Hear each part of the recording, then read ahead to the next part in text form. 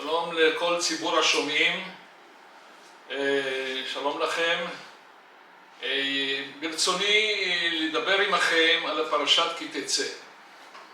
אבל לפני כן נזכור את מה שהיה לפני פרשת כי תצא בספר דברים, והם הפרשיות הקודמות לה. השלושת הפרשיות הקודמות לה, פרשת דברים, ואתחנן ועקב, עוסקות במהותם של ישראל. מי הוא עם ישראל? ואחרי כן, הפרשיות הבאות אחריהן, פרשת ראה ושופטים, עוסקות במצוות שעוסקות בהכנה של עם ישראל לכניסה לארץ.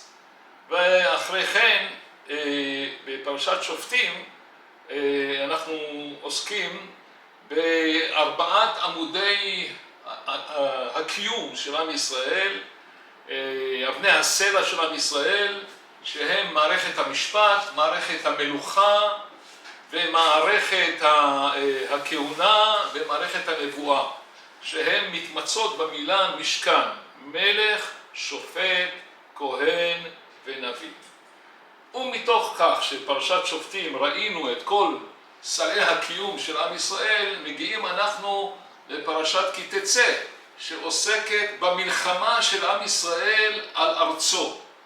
ולא לחינם הפרשה פותחת בכי תצא למלחמה על אויביך. למרות שהפסוק הזה עוסק במלחמת הרשות, אבל יש גם על ארץ ישראל מלחמת הרשות. ובאמצעה של הפרשה מגדירה לנו התורה מהו מחנה, איך צריך להיראות מחנה ישראל, בפסוק הזה שמדבר על והיה מחנך קדוש. שמחנה ישראל צריך להיות קדוש כדי לנצח במלחמה את אויבינו. ובסופו של דבר, בסופה של הפרשה, נפגשים אנו עם האויב המר של עם ישראל, שהוא עמלק, שהוא מחפש אותנו בכל דרך. בראשונה הוא ניסה למנוע את יציאתנו ממצרים, או ביציאתנו ממצרים, כדי להתקדם במדבר לארץ ישראל, בשעת טירופנו, ובזמן הגאולה, אז הוא בא למנוע מאיתנו את התיישבותנו בארץ, את סוסותנו בארץ ישראל, ואנחנו מחויבים לצאת נגדו למלחמה. אין דרך אחרת, ולא רק זאת, שהמלחמה הזאת היא יכולה להיות, היא אפילו מלחמה מאוד אכזרית, כדי שנוכל נבין שלנצח במלחמה גם פעמים צריכים להיות אכזרים.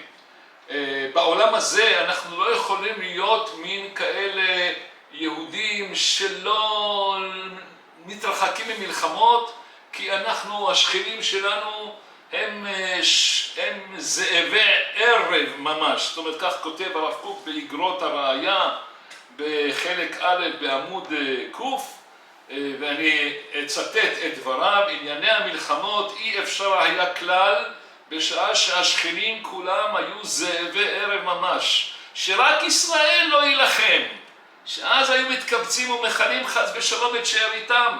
צריך כושר הרתעה. אם אנחנו נגיד שאנחנו לא רוצים במלחמה נגדם, אז הם יטרפו אותנו. ואדרבה, היה מוכרח מאוד גם להפיל פחד על הפראים, גם על ידי הנהגות אכזריות. זאת אומרת שאנחנו לא יכולים להיות כאן רק שוחרי שלום. אנחנו שוחרי שלום, אבל מי שרוצה להתקיף אותנו ולהשמיד אותנו, אנחנו חייבים לצאת למלחמה וגם להרתיע את האויב, כדי שלא יצא נגדנו.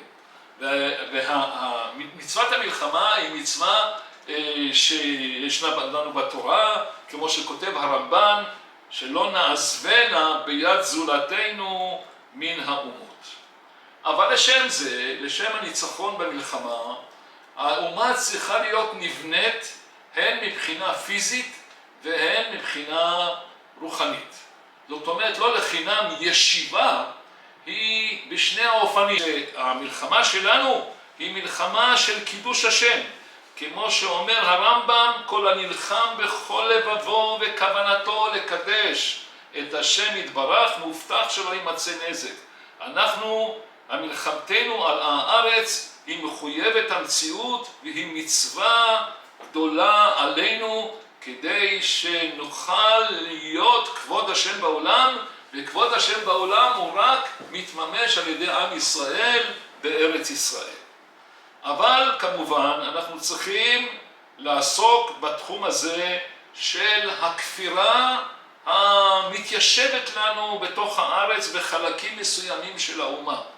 וכותב הרב קוק במאמרי הראיה בעמוד 507, אין לך דבר המחריב כל כך את העולם, המעפש את אוויר הטהור, שהאידיאליות האלוקית ממלאה בו את העולם, כמו הרשע, כסל של הכפירה בעצמיות האלוקית, שהיא הדעה היותר אידיוטית המוצאת מקומה בלב הגרועים מההמון, שהם שוטף אותם תאוות סוסיות, זנות, יין ורצח, ואפילו בתרבות שהן לא שייכות לזנות ויין ורצח, יש כאן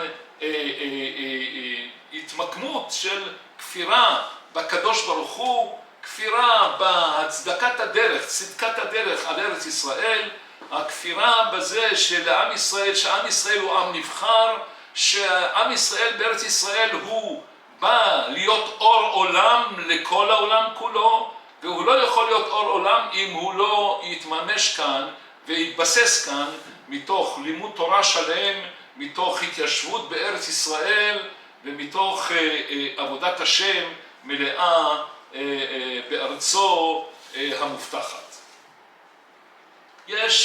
העמלקים הם נראים לנו מדי פעם בפעם בכל מיני מקומות בהיסטוריה, ורק לפני 80 שנה היה אחד שהולך על שניים וגם יש לו עיניים ורגליים, שאמר שאיני יכול להיות יחד עם ישראל בעולם, ועד כדי כך שגם אמר דברים יותר קשים עלינו, שיש שני עמים נבחרים בעולם, ואמר שהגזע הארי הוא עם האלוקים ולא עם ישראל,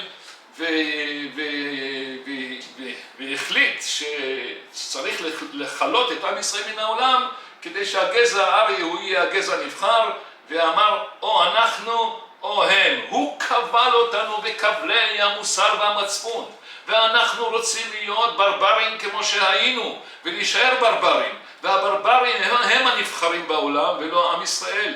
ולכן אנחנו רואים פה את עמלק, או שהיה עוד עמלק אחד לפניו כמו המן שאמר ישנו עם אחד מפוזר ומפורד. יש רק עם אחד שהוא אחד, שזה עם ישראל, מפוזר ומפורד בין העמים, וצריך להשמיד אותו מן העולם. אז אנחנו בשביל כך צריכים לדעת אל מי אנחנו פונים נגד מי אנחנו נלחמים. לצורך זה אנחנו צריכים לדעת שהניצחון שלנו במלחמה הוא בעזרת צלם האלוקים הלאומי. צלם האלוקים הלאומי בא לידי מימוש רק בעת שאנחנו מאוחדים בינינו כגוף אחד. אם לא נהיה מאוחדים, צלם האלוקים הלאומי לא יבוא לידי מימוש. וראו כל עמי הארץ כי שם השם נקרא עליך ויראו ממך.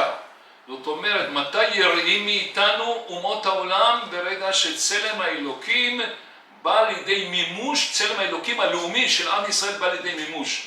וכשיש לנו צלם אלוקים, שום אומה לא יכולה לעמוד מולנו. מתי הם עומדים מולנו? מתי הם נלחמים בנו? כרגע שהם לא רואים שיש צלם אלוקים לאומי. מתי צלם האלוקים הלאומי נעלם מאיתנו? כשאנחנו נמצאים במחלוקת. כשיש מחאות ויש התפלגויות ויש כל מיני דעות שונות, כל אומות העולם מתנפלים עלינו. אנחנו רואים דוגמה לזאת, למשל מיונתן שיצא למלחמה נגד פלישתים. וכשיצא למלחמה נגד פלישתים, הוא יצא למלחמה עם הצלם האלוקים שלו. ואומה שלמה של פלישתים ניצח אותם. והנה הפסוק שמתאר לנו איך זה היה נראה שיונתן ונערו מגיעים למלחמה נגד פלישתים. נאמר כך בשמואל א' פרק י"ד פסוק ט"ו: ותהי חרדה במחנה, בשדה ובכל העם, המצה והמשחית חרדו גם המה, ותרגז הארץ ותהי לחרדת אלוקים. מתי לאומות יש חרדת אלוקים? כשיש צלם אלוקים מולם. כשיש צלם אלוקים מולם, אז אנחנו מנצחים מיד. לא צריכים הרבה זמן כדי לנצח. אבל כשהצלם אלוקים הוא מעומם, הוא מחוק, אז כל אומות העולם באות אלינו וחושבות שהן יכולות לנצח אותנו. כן, זה דבר שהוא מאוד עקרוני, והצלם אלוקים הזה בא רק ברגע שאנחנו מאוחדים. ניצחנו במלחמת בשישה ימים. אומה שמוקפת, כמה? 7 צבאות. 7 צבאות. כן? אני לא שוכח את זה, שבחברון, עיר מלאה מחבלים, ג'יהאזיסטים, חמאסניקים היום, כן? חברון נכבשה ללא ירייה אחת. כל חברון הייתה מלאה דגלים לבנים. מי מגיע? מי מגיע לחברון שהם התמלאו כל כך הרבה פחדים? ממי הם מפחדים? הם מפחדים מהצלם אלוקים שלנו. נכנסנו כאן לירושלים, חטיבה אחת של לוחמים, של הצנחנים. נכנסנו, חוץ מגבעת התחמושת, כן? בקצרה, ב6 ימים עם ישראל ניצח את מצרים, את סוריה, את ירדן ואת עיראק, כן? וכן הלאה והלאה, כן? משום מה? משום שעם ישראל יצא מאוחד למלחמה. מאוחד למלחמה. היו 3 שבועות של התכוננות, של בשלות, הבנו שאנחנו בסכנה קיומית, ויצאנו ביחד. לא היו מחאות ולא פלגנות ולא כלום. היינו עם אחד. וברגע שיש עם אחד, זה הצלם אלוקים שלנו.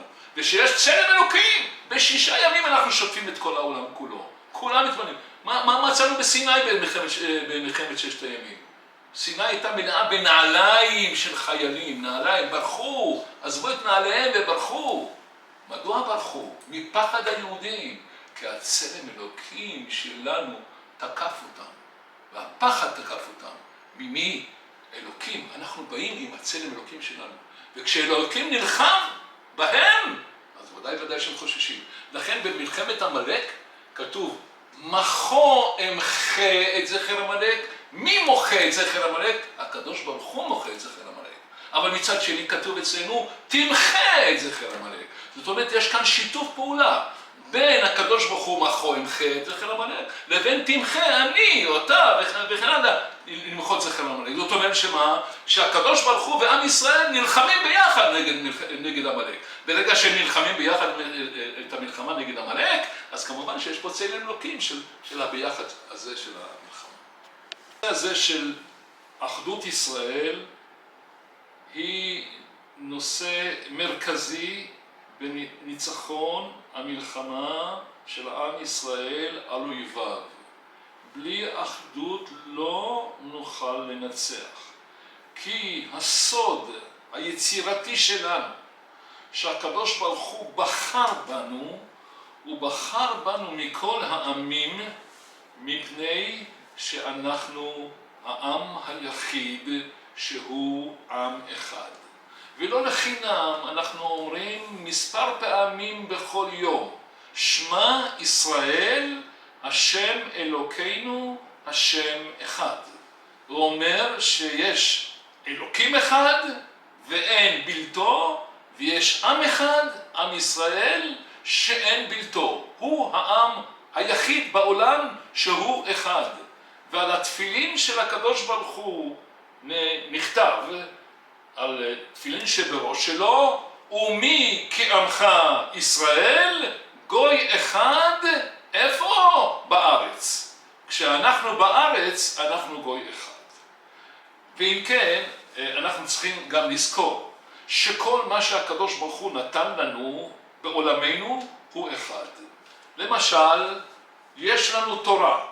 האם יש עוד תורות בעולם שהיא תורה? לא. יש רק תורה אחת. השאר זה חוכמות. אבל תורה יש רק אחת. למה? מפני שהתורה עצמה היא מאוחדת, כן? היא אחת, ואין עוד תורה מחוץ לה. אותו דבר למעשה בית המקדש. בית המקדש הוא אחד, אין עוד מקדשים. והבית המקדש הזה הוא האור של העולם, ויש ירושלים אחת. ואומות העולם יודעות את זה, שיש רק ירושלים אחת. בוודאי שאנחנו צריכים לדעת את זה שיש ירושלים אחת. וגם ארץ ישראל היא אחת. למשל, כן, אנחנו אומרים, למשל, שאנחנו יוצאים מארץ ישראל. לאיפה אנחנו יוצאים מארץ ישראל? למה? לחוץ לארץ ישראל, לחוץ לארץ. כשאדם יוצא מצרפת לאנגליה, הוא קורא לזה, אני יוצא מצרפת לחוץ לארץ? לא, אני נוסע מצרפת לאנגליה. אבל יהודי או כל אחד שיוצא מארץ ישראל הוא יוצא לחוץ, מפני שחוץ מארץ ישראל אין ארץ, רק ארץ ישראל יש, ולכן הכל הוא חוץ, כמו שנאמר, עד לא עשה ארץ וחוצות. כל מה שמחוץ לארץ ישראל הוא חוץ, הוא לא נחשב, ולכן יש ארץ ישראל אחת בלבד בעולם, יש ירושלים אחת, יש בית מקדש אחד, כמובן יש אלוקים אחד ויש עם אחד, ויש גם זמן אחד, למשל שבת. השבת היא רק של עם ישראל, זה זמן ייחודי של שבת אחת, ולכן עמלק רוצה להילחם בנו. איך הוא רוצה להילחם בנו? כמו שבלעם אומר, ראשית גויים עמלק. מה זה ראשית גויים עמלק? ראשית גויים, אני ראשון, אני אחד, לא אתם אחד, כמו שאמר אותו היטלר יימח שמו וזכרו. אבל מה אמר בלעם עליהם? ואחריתו עדי עובד. יש רק עם אחד שהוא נשאר לנצח. קודש ישראל להשם ראשית תבואתו. אנחנו הראשית שלו, כן? ואם אנחנו יודעים את זה, ואנחנו כל האומה יודעת את זה, מה תפקידנו בעולמנו, זה גם ערובה של ניצחון במלחמה, שאנחנו מאוחדים סביב רעיונות של דבר אחד. העם המאוחד הוא מתאחד סביב עקרונות היסוד הקיומיים של עם ישראל. אם כן, אז מה עמלק רוצה מאיתנו? הרי אין לו איתנו שום מחלוקת פוליטית, כן? למעשה, האיראנים למשל, יש להם איזה גבול איתנו, יש להם איתנו איזה התנגשות אידיאולוגית על הקיום שלנו בעם ישראל? לא. יש להם רק רצון אחד, להשמיד את האומה של הקדוש ברוך הוא של האלוקים. כן? אנחנו עם אלוקים, כן? הקדוש ברוך הוא נקרא אלוקי ישראל ולא אלוקי איראן. הקדוש ברוך הוא רק אלוקי ישראל, ולכן המגמה שלנו היא למחות את שמו מן העולם, כי כל זמן שהוא קיים. עמלק, רש"י מביא על הפסוק אשר קרחה בדרך, 3 פירושים, ולמעשה 3 הפירושים של רש"י על נושא עמלק מהווים נושאים שמלמדים אותנו על הסכנות המיוחדות שעמלק מהווה לעם ישראל היושב בארצו. הנושא הראשון, אשר קרחה, לשון, אומר רש"י, לשון מקרה. לשון מקרה זה אומר שעמלק לקח על עצמו להטמיע בחברה הישראלית דעות שהן לא דעות שמהוות איזה משהו שהוא קבוע, איזה משהו אמונתי של אמונה בדבר אחד, באלוקים אחד, בארץ אחת, בעם אחד, בתורה אחת, אלא מין הכחשה של מציאות אלוקית, ולמעשה לתת למקרה, לצירוף המקרים בחיינו, כדבר שהוא שולט לנו על החיים.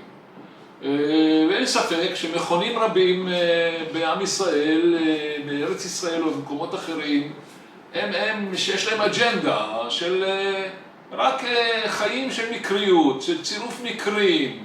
אין איזו השגחה אלוקית, אין איזה משהו שהוא קבוע, שישנו פה, אין לנו איזה אמונות של משהו שזה עושה כך וזה עושה כך וזה עושה כך, במקרה אתה יכול לצרף בין המקרים, אבל למעשה אנחנו חיים פה במקרה, או שותפות גורל, אבל אין איזה עבר משותף, אין איזה הווה משותף, אין איזה משהו של צירוף של מקרים. כל הנושא הזה של המקריות בחברתנו, היא פועל יוצא מתוך השפעה המליקית שישנה בעולם. כן? וזה אנחנו צריכים לקחת לתשומת לב. אם אנחנו יודעים את הסכנות האלה של ההטמעה של עמלק בחברה הישראלית בנושא של המקרה, אז אנחנו יודעים מאיפה הוא מגיע. נושא נוסף שהוא מופיע ברש"י, זה לשון מקרה, לשון קרי. מה זה קרי? אומר רש"י, ואני קורא את מילותיו, קרי וטומאה שהיה מטמען במשכב זכור. זאת אומרת, התפיסה, מה שנקרא הלהט"בית, המינית שישנה כאן בחברה הישראלית, ושהיא פורצת ועולה, ואפשר לומר שיש אחוזים ניכרים, אני לא אומר כמה, אחוזים ניכרים בחברה הישראלית שלוקים בעניין הזה של קרי וטומאה בעם ישראל, היא אפילו נהפכה למשהו אידיאולוגי, משהו גאוותי שאפשר קצת להתגאות בו, ואנחנו צריכים לדעת שהמקור של ההשפעה, כן? ואנחנו חושבים שזה משהו טבעי, וזה משהו שהוא, מה לעשות, ככה הם נולדו, וככה זה, לא, זה פשוט תוצאה של ההשפעה העמלקית שהיא הולכת ופוסה בנו מאז כניסתנו לארץ. אני למשל לא הכרתי בשנות ה-50 אף אחד שהוא בקרי וטומאה במשכב זכור, לא הכרתי, וגם לא הכרנו בחברה שלנו. זה דבר שהלך להתפתח במשך עשרות השנים, ואנחנו צריכים לדעת את המקור. המקור שלה זה השפעה עמלקית, כן? אשר קרחה בדרך קרי. דבר נוסף, השלישי, הוא, רש"י אומר, לשון קור וחום. זאת אומרת, עכשיו אני אקרא את רש"י מן הכתוב, ציננך ויפשירך מרתיחתך, כן? שהיו כל האומות יראים להילחם בכם, ובא זה והתחיל והראה מקום לאחרים. זאת אומרת, עמלק הוא הכוח שמתחיל להשפיע על אומות העולם, לומר, יש לנו נושא משותף, והנושא המשותף הוא הסכנה הקיומית של אומות העולם שלמעשה באה לה באשמת עם ישראל. איזה סכנה קיומית? היא לא סכנה קיומית. היא סכנה קיומית מבחינתם על זה שאנחנו מביאים את שם אלוקים לעולם.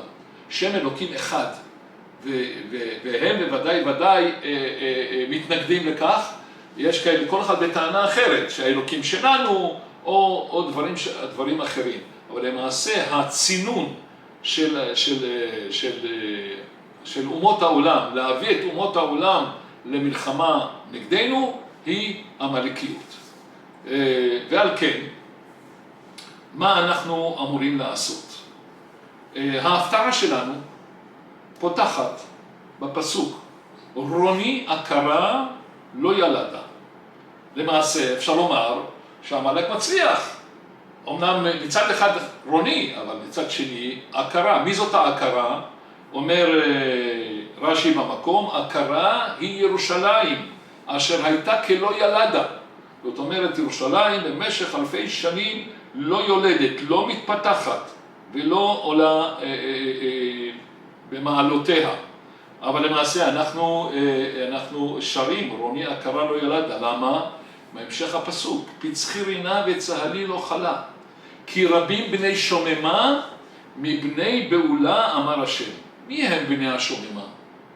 מי בני השוממה? ארץ ישראל הייתה שממה. למה היא הייתה שממה? למרות שאומות העולם מאוד השתדלו בה ונלחמו עליה, וכל 100, 200 שנה או 300 שנה התחלפו פה אומות, כן? ואחת כבשה מהשנייה את ארץ ישראל, כי הם חמדו אותה, אבל למעשה הם לא הצליחו ליישב אותה, היא לא הצליחו לפתח אותה, היא לא הצליחו להפריח אותה, כי אדמת ארץ ישראל החליטה שהיא שממה. מתי היא נעשית פורחת? ברגע שעם ישראל חוזר אליה. אנחנו נקראים בני השוממה. למה בני השוממה? כי היא הייתה שממה למעננו, ואמרה לנו, רק ברגע שאתם מגיעים אני מתחילה לפרוח למענכם. אבל כשהגויים היו פה, ארץ ישראל הייתה, הם נקראים בני בעולה. זאת אומרת, הם בועלים אותה, אבל היא למעשה לא נותנת, כי היא הכרה. אתה יכול לבעול ולבעול ולבעול, אבל הכרה אתה לא יכול להפרות. אבל עם ישראל, רוני, הכרה, היא ארץ ישראל, היא הכרה לגויים, אבל היא לא הכרה למעננו, לעם ישראל. את זה הגויים צריכים לדעת. לא יעזור לכם דבר. ארץ ישראל היא שלנו, כי היא שממה בשבילכם ופורחת למעננו. כן? איך אומר המלבים? המלבים אומר, בלשון הזאת, רוני הכרה, המליצה תדמה את המדינה כאם היולדת את בני המדינה לילדיה. זאת אומרת, אומר המלבים שחי במאה ה-19, נולד ב-1808, וחי עד 1880, והוא עדיין לא ראה מדינה, אבל הוא כותב בכתביו, ברוח קודשו, תדמה את המדינה כאם היולדת.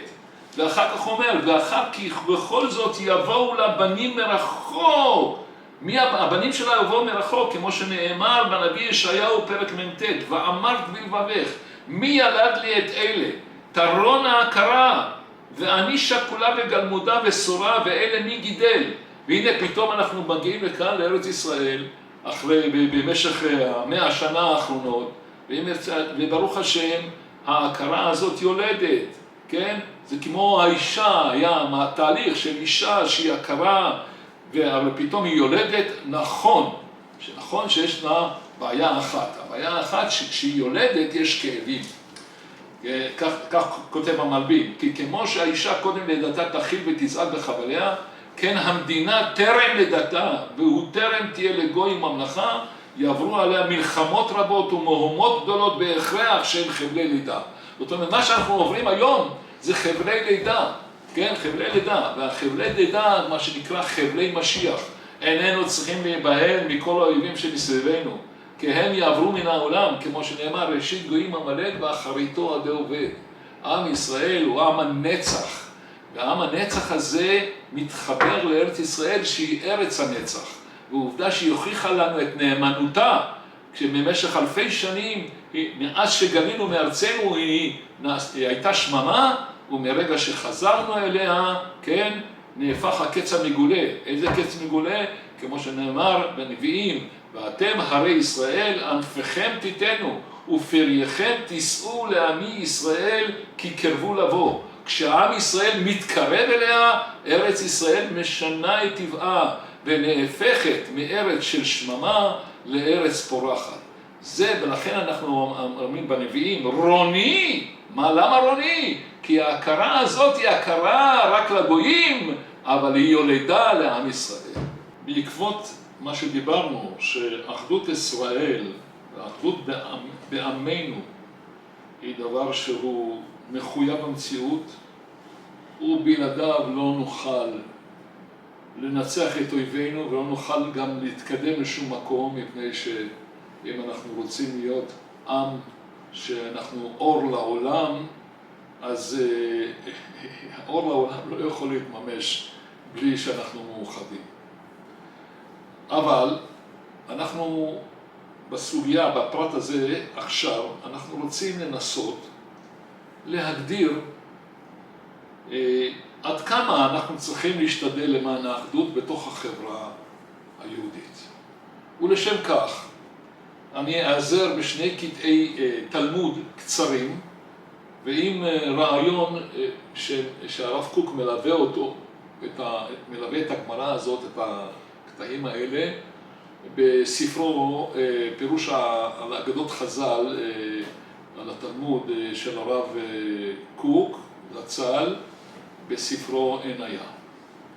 אז נתחיל לעסוק בלימוד של הקטע הזה של הגמרא, שמופיע במסכת ברכות, דף י' עמוד א'. בו יש דין ודברים בין רבי מאיר לבין אשתו ברוריה. והרקע הוא, שהגמרא מספרת לנו, שלרבי מאיר היו שכנים שנקראים בריונים. והשכנים האלה היו מצערים אותו מאוד מאוד את רבי מאיר. ובאחד הימים שנמאס לו רבי מאיר מכל השכנים שמצערים אותו יום ויום, הוא החליט לבקש עליהם רחמים, בלשון סגי נהור. רחמים כדי שהשכנים ימותו. שמע את זה ברוריה אשתו, ביתו של רבי חנינא בן תרדיון מעשרת הרוגי מלכות, ואמרה לו, מה דעתך? הרי כתוב לנו בתהילים פרק ק"ד, פסוק ל"ה, איתמו חטאים מן הארץ ורשעים עוד אינם. בורכי נפשי את השם, הללויה. הרי לא כתוב, אומרת ברוריה, לא כתוב איתמו חוטאים. אם היה כתוב איתמו חוטאים, אתה צודק רבי מאיר, טוב, אז תתפלל אליהם שימותו. אבל לא כתוב איתמו חוטאים, כתוב איתמו חטאים. זאת אומרת, צריך לחלות את החטאים שלהם, אבל לא צריך להתפלל שהם ימותו. ועוד זה, תסתכל, איתמו חטאים, וגם אם איתמו חטאים, אז ורשעים עוד אינם. זאת אומרת, החטאים יעברו מן העולם, וכבר הם לא רשעים. אז אם ככה, למה אתה מתפלל עליהם שהם ימותו? צריך להתפלל עליהם שהם יחזרו בתשובה. אם יחזרו בתשובה, אז יעברו רשעים מן העולם, מן עם ישראל. וכך עשה רבי מאיר, כן? ביקש רחמים עליהם שיחזרו בתשובה. והנה הצליחה התוכנית של ברוריה באשתו של רבי מאיר, וביקש עליהם רחמים וחזרו בתשובה. אם כן, עוסק הרב קוק בעניה, ואני אומר את הדברים בקצרה, עוסק רב קוק בעניה על העניין מה הייתה ההווה אמינא של רבי מאיר, שהוא מלכתחילה רצה להתפלל עליהם שימותו. אלא בוודאי שחשב רבי מאיר שאם ללצים, כתוב במשלי, אם ללצים הוא יליץ לנביא ייתן חן. שמי שבא לטמא פותחים לו, אבל בא לתאר מסייעים אותו. אבל הם למעשה ליצים כאלה, שלמעשה אין שום סיכוי לפי רבי מאיר, אין להם שום סיכוי שהם יחזרו בתשובה. אז דין ודברים שהיה בין רבי מאיר בעל הנס לבין אשתו ברוריה, היה על כך שרבי מאיר הייתה לו תפיסת חיים תורנית כמובן, שהבריונים כשמם כן הוא שהם בריונים. ובריונים הם כל כך מושחתים בתכלית, שהם לא, אין להם עניין ללכת לדרך הישרה. ואז אומר הרב קוק, איך תועיל תפילה לשנות את בחירתם? הרי לאדם יש בחירה חופשית. אז מה אני אתפלל? אני אתפלל שהם ישנו את בחירתם? הרי אם הם מושחתים עד כדי כך, והם לא פונים לשום דרך טובה, ואתה לא רואה בהם כלום, אז הוא אומר, יש חוק כללי קבוע, שלא יכריח השם יתברך בחירת האדם, וזהו יסוד כל התורה כולה. שמה? שהקדוש ברוך הוא כמובן לא מתערב בבחירה, כמו שהרמב"ם בהלכות תשובה אומר, אין הבורא כופה בני אדם ולא גוזר עליהם לעשות טובה או רעה, אלא הכל מסור להם. זאת אומרת שהאדם יש לו בחירה עד הסוף. ואם אתה רואה אדם שהוא בוחר בדרך הרעה כל הזמן, ואתה לא רואה בו שום נקודה טובה, אז על מה תתפלל עליו? יכול להתפלל עליו בשני דרכים. או להתפלל עליו שהוא יחזור בתשובה, אבל רבי מאיר הבין שאין שום סיכוי שהם יחזרו בתשובה, ואז רבי מאיר להתפלל עליהם שהם ימותו, ואז יפסיקו להיות כאן בריונים שיצרו אותי ויעשו אותי. אבל אנחנו מבינים במקרה דנן של הגמרא, שברוריה השכילה לומר את דרך האמת. והרב קוק כותב, כי אין לך רשע בעולם שלא היה בוחר יותר ללכת בדרך טוב מדרך רע. זאת אומרת, אפילו הרשע הכי גדול, אם היה מסוגל, היה בוחר בטוב ולא ברע. כן? אלא מה? שיש לו יצרים שמונסים אותו, והוא סך הכל אדם אומלל.